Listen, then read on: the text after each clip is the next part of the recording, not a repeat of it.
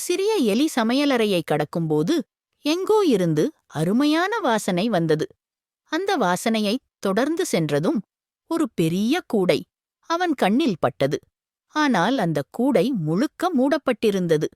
எலியின் வாயில் நீர் ஊறியது. அதைச் சாப்பிடும் ஆசை வந்தது. சிறிய பற்கள் கொண்டு கூடியை கடிக்க முயற்சித்தான்.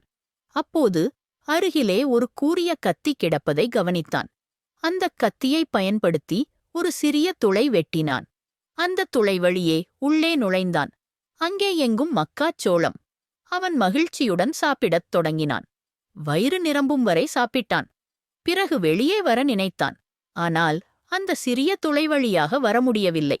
ஏனெனில் அவன் உள்ளே நுழையும்போது வயிறு காலியாக இருந்தது.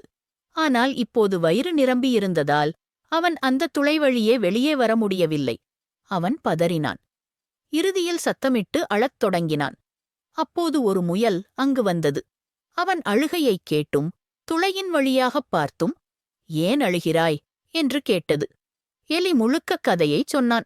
முயல் சொன்னது, "நானும் இந்த கூடியை உடைக்க முடியாது. கத்தியும் வெளியேதான் இருக்கிறது. ஆனால் எனக்கு ஒரு யோசனை இருக்கிறது. காலை வரை காத்திருக்கவும் உன் வயிறு காலியாகிவிடும். அப்பொழுது துளை வழியாக வெளியே வர முடியும்." எலி இரவு முழுக்க காத்திருந்தான்.